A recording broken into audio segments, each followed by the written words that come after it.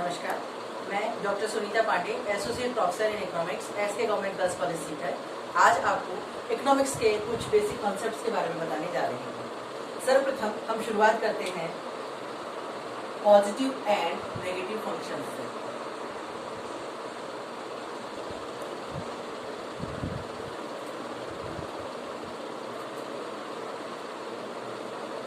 अर्थशास्त्र में हम विभिन्न प्रकार के वेरिएबल्स की स्टडी करते हैं, विभिन्न प्रकार के चरों का अध्ययन करते हैं।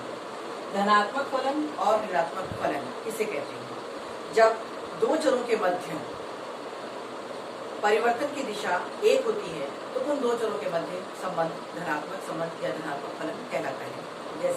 जैसे सप्लाई फंक्शन है, supply is a function of price, S is equal to function of Px, अर्थात x वस्तु की पूर्ति x वस्तु की कीमत पर निर्भर करती है। जब x वस्तु की कीमत में वृद्धि होती है, x वस्तु की पूर्ति में भी वृद्धि होती है। तो इस प्रकार सप्लाई और प्राइस इन दोनों के बीच में धनात्मक संबंध पाया जाता है और यह पॉजिटिव फंक्शन कहलाता है। इसी प्रकार से मांग और कीमत के मध्य विपरीत या ऋणात्मक संबंध पाया जाता है। dx is a function of px, whether px increase then dx will decrease, अर्थात जब x वस्तु की कीमत में वृद्धि होती है तो x वस्तु की मांग में कमी होनी शुरू हो जाती है। तो इस प्रकार जब दो चरों के मध्य परिवर्तन की दिशा एक होती है तो दोनों के मध्य धनात्मक फलन या धनात्मक संबंध कहलाता है। और जब दो चरों के मध्य परिवर्तन की दिशा विपरीत होती है, अर्थात एक के बढ़ने पर दूसरे में कमी और एक के घटने पर दूसरे में वृद्धि होती है, तो इस स्थिति में यह फलन ऋणात्मक फलन कहलाता है। अब हम पढ़ेंगे स्टॉक एंड फ्लो वेरिएबल्स के बारे में। स्टॉक एवं प्रवाह चर। अर्थशास्त्र में हम राष्ट्रीय आय, विनियोग, बचत इत्यादि बहुत प्रकार के चरों का अध्ययन करते हैं। स्टॉक का संबंध होता है एक पर्टिकुलर पॉइंट ऑफ टाइम से, अर्थात जब हम किसी चर का एक समय के एक विशेष बिंदु पर अध्ययन करते हैं तो वह वेरिएबल स्टॉक वेरिएबल कहलाता है। और जब हम पीरियड ऑफ टाइम का अध्ययन करते हैं, यानी एक निश्चित समय अवधि के दौरान हम किसी चर का अध्ययन करते हैं तो वह हमारा अध्ययन प्रवाह चर के अंतर्गत शामिल किया जाता है। इसका एक अच्छा सा एग्जाम्पल हम बचत और बचतों से ले सकते हैं। सेविंग जो है वह फ्लो वेरिएबल में काउंट की जाती है, जबकि बचतें सेविंग्स जो है वह स्टॉक वेरिएबल में शामिल की जाती है। सेविंग्स स्टॉक वेरिएबल है क्योंकि सेविंग्स बचतों की गणना एक पर्टिकुलर टाइम पर की जाती है, एक पॉइंट ऑफ टाइम पर की जाती है, जबकि बचत जो है वह वर्ष पर्यंत की जाती है, जो कि फ्लो वेरिएबल के अंतर्गत शामिल की जाती है। इसके पश्चात हम पढ़ने जा रहे हैं ex ante and ex post variables. Ex ante and ex post variable means प्रत्याशित एवं वास्तविक चर। प्रत्याशित चर वह चर होता है जो कार्य को करने से पूर्व में तय किया जाता है, अर्थात यह कार्य को करने से पूर्व में निर्धारित किया जाने वाला चर होता है। जैसे आप स्टूडेंट्स हैं, आप एग्जाम में अपीयर हो रहे हैं, एग्जाम देने से पहले आप माइंड सेट करके रखते हैं कि मुझे इस साल एग्जाम में कम से कम इतना परसेंटेज मार्क्स लेकर के आना है। ये प्रत्याशा है जो कि कार्य को करने से पूर्व में आपके द्वारा निर्धारित की गई है। वास्तविक चर वह होता है जो कार्य की समाप्ति के पश्चात हमें परिणाम के रूप में प्राप्त होता है, एज ए रिजल्ट हमें प्राप्त होता है। जिसमें हम वही एग्जाम्पल पुनः ले सकते हैं कि जब आप एग्जाम में अपीयर होने से पहले एक अनुमान लेकर के चलते हैं कि मुझे इस एग्जाम के रिजल्ट के रूप में कम से कम इतने परसेंटेज मार्क्स गेन करने हैं, लेकिन जब आप एग्जाम में अपीयर होते हैं और एक्चुअल में जब आपका रिजल्ट आता है तो आप कितने परसेंटेज मार्क्स गेन करते हैं वो कहलाता है आपका वास्तविक चर। इसी तरह से अर्थशास्त्र में हम प्रत्याशित और वास्तविक चरों का अध्ययन करते हैं। प्रत्याशित चर जैसे आने वाले वर्ष में हमें आर्थिक वृद्धि की एक निश्चित प्रतिशत दर को प्राप्त करना है, या कह सकते हैं कि इस पर्टिकुलर ईयर में हमें कम से कम इतनी मात्रा में बचतें करनी है, इतनी मात्रा में विनियोगों को करना है।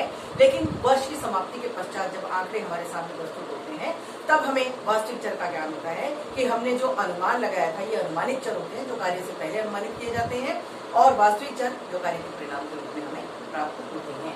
इसके पश्चात हम पढ़ेंगे एंडोजीनियस एंड एक्सोजीनियस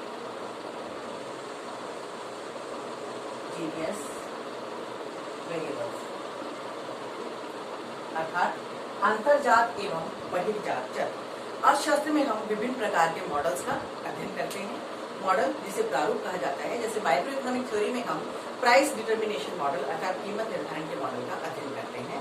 इस कीमत निर्धारण के मॉडल में हम ये मान करके चलते हैं कि किसी भी पर्टिकुलर वस्तु की कीमत का निर्धारण उस वस्तु की मांग और पूर्ति की सहायता से किया जाता है। जिस स्थान पर मांग और पूर्ति एक दूसरे को काटते हैं उस स्थान पर कीमत का निर्धारण होता है। लेकिन इस मॉडल को फॉलो करने से पहले हम डिमांड फंक्शन और सप्लाई फंक्शन पर कॉन्सेंट्रेट करते हैं। जब हम डिमांड फंक्शन को पढ़ते हैं तो हम देखते हैं कि dx is a function of px, अर्थात जब मांग फलन का अध्ययन किया जाता है तो हम कीमत को दिया हुआ मान करके चलते हैं। और जब सप्लाई फंक्शन की हम स्टडी करते हैं तो supply is a function of px, Sx is function of px, अर्थात x वस्तु की पूर्ति x वस्तु की कीमत पर निर्भर करती है। इसका मतलब ये हुआ कि x वस्तु की कीमतें पहले से ही दी गई हैं। इसी तरह x वस्तु की मांग को तय करते समय भी हम ये ध्यान में रखते हैं कि x वस्तु की कीमत हमें पहले से ही प्रदान की गई है, दी जा चुकी है। तो अंतर्जात चर और बहिर्जात चर, बहिर्जात चर का मतलब वे चर जो मॉडल के बाहर से हमें प्राप्त होते हैं, जैसे dx फंक्शन ऑफ px। ये जो px है ये एक्सोजीनियस वेरिएबल है, अर्थात मॉडल के बाहर से दिया हुआ है। लेकिन यहाँ पर जो कीमत तय की जा रही है, जिस कीमत का निर्धारण मॉडल के अंतर्गत किया जा रहा है, जो कि इक्विलिब्रियम प्राइस के रूप में हमें प्राप्त हो रही है, ये वेरिएबल मॉडल के अंतर निर्धारित होता है, जिसको कि एंडोजीनियस वेरिएबल के नाम से पुकारा जाता है। तो इस तरह अंतर्जात चर का अभिप्राय है मॉडल के अंदर तय किया जाने वाला चर, और बहिर्जात चर का मतलब होता है कि वह चर जो मॉडल के बाहर से ऑलरेडी गिवन है, हमें दिया हुआ है, हमें पहले से ही प्राप्त है। इसके पश्चात हम पढ़ेंगे आइडेंटिटी एंड इक्वेशंस के बारे में। आइडेंटिटी यानी तत्समक और इक्वेशंस यानी समीकरण। तत्समक जो स्वयं अपने आप को परिभाषित करता है। समीकरण में x के विभिन्न मान पर बाईं तरफ का मान बराबर दाईं तरफ का मान होता है। आइडेंटिटी को हम पहले समझ लेते हैं, जैसे GNP is always equal to GNI is always equal to GNE, अर्थात ग्रॉस नेशनल प्रोडक्ट हमेशा ग्रॉस नेशनल इनकम के बराबर होता है, और ग्रॉस नेशनल इनकम हमेशा ग्रॉस नेशनल एक्सपेंडिचर के बराबर होती है। इसलिए ग्रॉस नेशनल एक्सपेंडिचर हमेशा GNP के बराबर होती है। So GNP is always equal to GNI is always equal to GNE. This is an identity. यह एक प्रकार की आइडेंटिटी है। Y is equal to C plus I, इसको भी हम आइडेंटिटी के रूप में अध्ययन कर सकते हैं कि Y जो है वह कंजम्पशन और इन्वेस्टमेंट का योग होती है। लेकिन यदि हम यहाँ पर इन्वेस्टमेंट में केवल ऑटोनोमस इन्वेस्टमेंट को शामिल करते हैं तो हम लिखेंगे Y is equal to C plus I A।